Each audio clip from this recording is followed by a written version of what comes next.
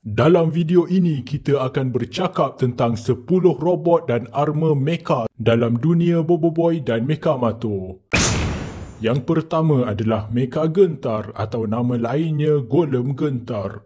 Robot mecha besar ini dihasilkan menggunakan serpihan besi dan peralatan-peralatan elektronik di sekeliling Boboiboy Gentar yang merupakan gabungan kuasa elemental gempa dengan halilintar.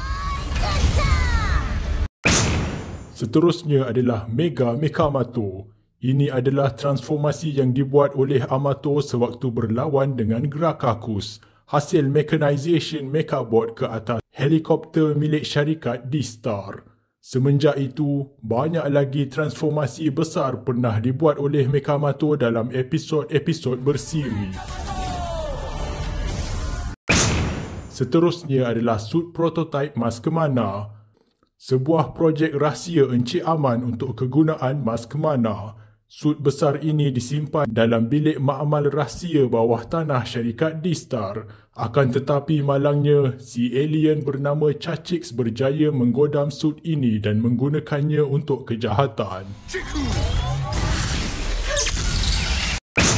Seterusnya adalah transformasi besar yang dibuat oleh si robot Probe. Robot suruhan Adudu ini boleh bertukar kepada banyak jenis mod pertempuran. Antaranya adalah Super Probe, Mega Probe dan juga Mecha Probe. Dia juga boleh bertukar menjadi pelbagai jenis peralatan dan kenderaan.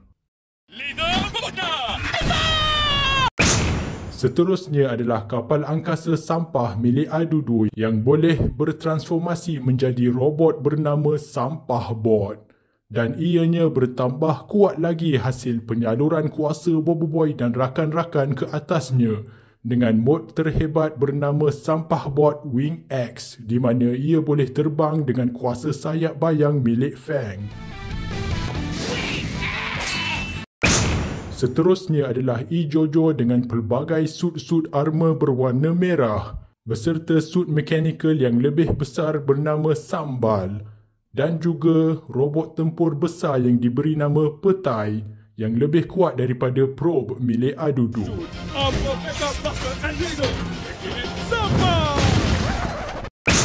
Seterusnya adalah Megabot Scambot milik 5 Panglima Scammer. Robot gergasi ini terhasil dari cantuman 5 kapal angkasa milik Tom, Bagogo, Bagaga, Bagigi dan Bagugu.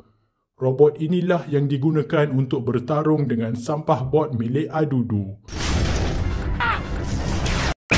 Robot mecha hebat seterusnya adalah Mega Concho Rangers Bot yang merupakan gabungan 5 kenderaan jentera bermacam-macam warna milik Concho Rangers. Ianya sama seperti robot Megazord milik Power Rangers atau Super Sentai.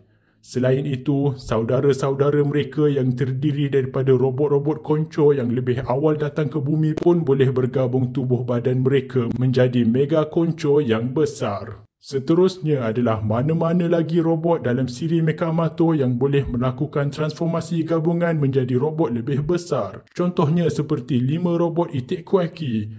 Ataupun mana-mana lagi robot mecha besar dalam cerita Boboiboy yang boleh dikawal seperti Muka Lakus milik Adudu. Terima kasih kerana menonton.